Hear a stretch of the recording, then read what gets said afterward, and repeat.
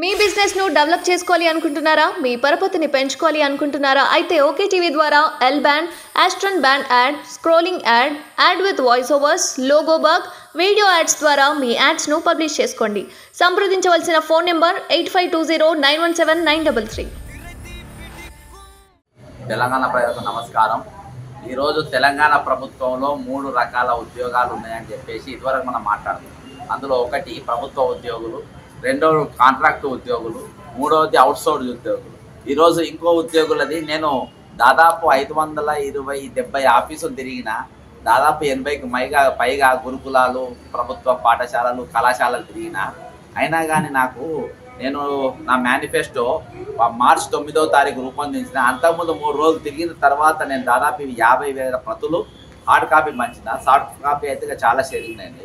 ఇందులో నేను నీట్గా విద్య, అందరికీ అందుబాటులో విద్య, ఇలా నేను నీట్గా పెట్టినా. ఏదేది పెట్టినా సమగ్ర విద్యా పాఠశాలలు, కళాశాలలు, విద్యాలయాలతో మౌలిక సదుపాయాలు మెరుగుపరచడం, ఒప్పంద ఉపాధ్యాయులకు ఉద్యోగ భద్రత, స్కూల్, కాలేజీ, యూనివర్సిటీలు అన్ని కోట్ల భర్తీని నిర్ధారించడం, ప్రైవేటు స్కూళ్ళ ఫీజుల నియంత్రణ, అన్ని గురుకుల పాఠశాలలలో, అంటే అన్ని గురుకుల సోషల్ వెల్ఫేర్, మైనార్టీ, ఏది Jyotirao Phule, BC welfare, BC గురుకులాలు, ఇట్లా అన్ని గురుకులాలలో విశ్వవిద్యాలయం ముఖ్యంగా బాలికలు, మహిళలకు సురక్షమైన అభ్యాసన వాతావరణం కలిగి ఉండేలా చర్యలు అని చెప్పేసి ఇలా నీట్గా నా మేనిఫెస్టోలో పెట్టడం జరిగింది.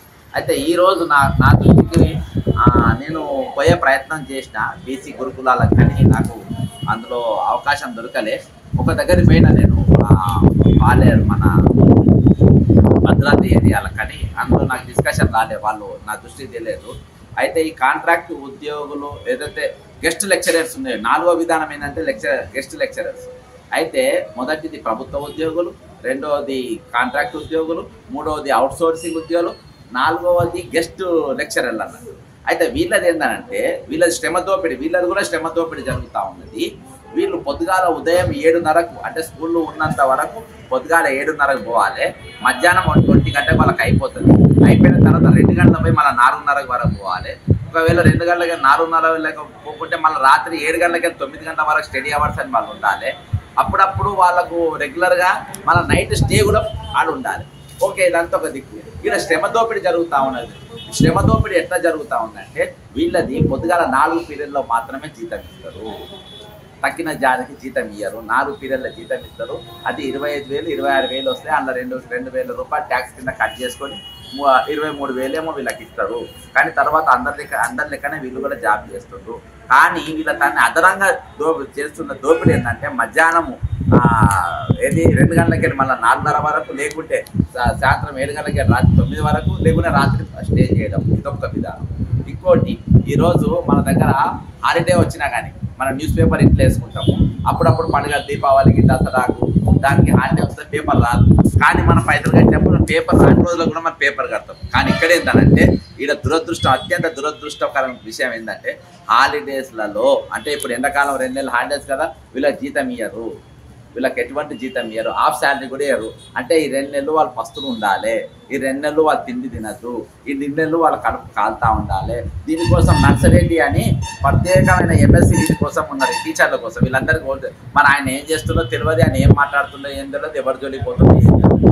కాబట్టి నేను బీసీ వెల్ఫేర్ మంత్రి పొన్నం ప్రభాకర్ గారికి, మా అన్నగారికి విన్నవించుకునేది ఏంటంటే, అన్న ఇప్పుడు 2 నెలలు వాళ్లకు మార్చిలో స్కూల్ అయిపోయినాయి, ఏప్రిల్ 12. ఈ 2 నెలలు వాళ్ళ స్కూల్ లేవు. మరి వాళ్ళ పిల్లలు అన్నం తినాలన్నా, వాళ్ళు గాలి మింగాలా, ఏం మంతారు.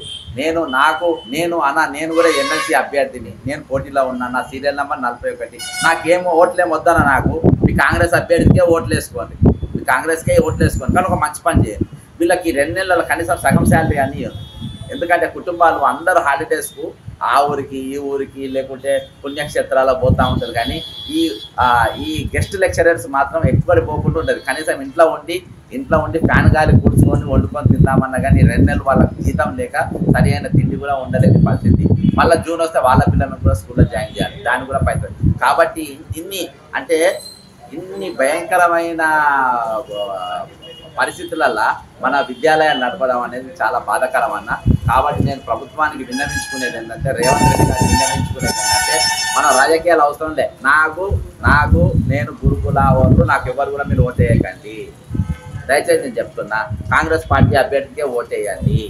ముఖ్యమంత్రి గారు మీరు వీళ్లకు ఈ 2 నెలలు కనీసం సగం శాలరీ అన్ని ఇస్తే వాళ్ళ పిల్లలకి అన్నం పెట్టుకుంటారు, వాళ్ళ కుటుంబాలు గడుపుకుంటారు, ఇళ్ళ కిరాయిలు కట్టుకుంటారు, కరెంటు కిరాయి కట్టుకుంటారు. నువ్వు జీతం ఇస్తలేవని చెప్పి వాళ్ళకి ఇంటి కిరాయి కట్టనంటే వాడు ఊకోడు.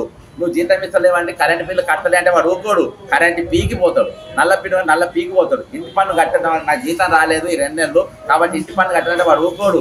వాడు పీక్కపోతాడు, వాడు తలుపులు టీవీలు గుంజుకపోతాడు. కాబట్టి మీరు వెంటనే మీరు సగం జీతం అన్న ఇవ్వాలి అని చెప్పేసి కోరుకుంటా ఉన్నా. లేకుంటే ఖచ్చితంగా నేను వీళ్ళ తరఫున ఖచ్చితంగా నిలబడతాం, పోరాటం చేస్తాం, గట్టిగా నిలబడతాం. అర్థమైందా ప్రభాకర్ అన్న? ముఖ్యమంత్రి గారు మీరిద్దరు అర్థం చేసుకోండి, మానవతా దృక్పథంతో ఆలోచించండి అని చెప్పి తెలియజేసుకుంటూ సెలవు తీసుకుంటున్నా. జై తెలంగాణ, అమరవీరుల ఉద్యమం.